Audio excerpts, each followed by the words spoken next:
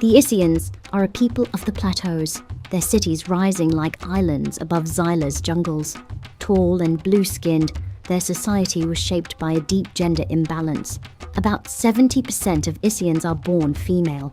Women held voting power, inheritance, and lineage. Men were fewer, often bound into households as partners among groups of sister wives. Mothers held custody, and sister wives had more legal claim than fathers.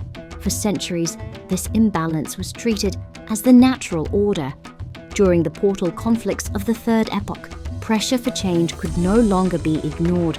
Zylar had fallen into deep economic depression, with trade collapsing and city-states struggling to survive. Against this backdrop, Issian men organized to demand inheritance, custody, and the right to lead households. At the same time, women within sister-wife households called for recognition of their same-sex unions, which had always been present, but hidden under layers of tradition.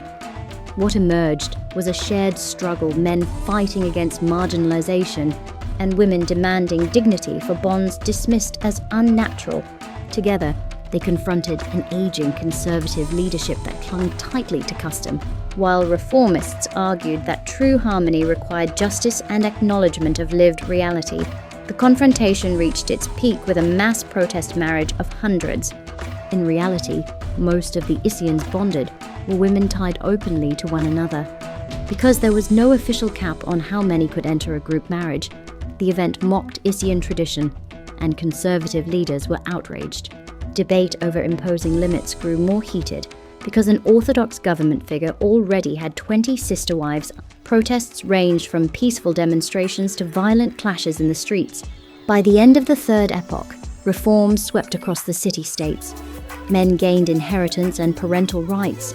Same-sex marriages became legal, and conservative authority gave way to a broader, more inclusive vision of family. The household, once the unshakable core of Issian tradition, had become the stage for one of the system's first great civil rights movements. At the height of the Borengi War, Issian women made up nearly 10% of the Ronan armed forces, serving beside male Terran, Raptonian, Alorian, and Dorian comrades. Many returned with a changed outlook, determined to see more sons born into their families. This desire fueled a movement in colonies beyond the Ketras Break, where genetic engineering was used to shift demographics from 70% female to 60%. The Ronan federated worlds chose to legalize the practice, while the council forbade it. The two groups rarely intermarry today, each viewing the other as misguided, an enduring echo of the intersection between tradition, justice, and reform that has defined Issian life.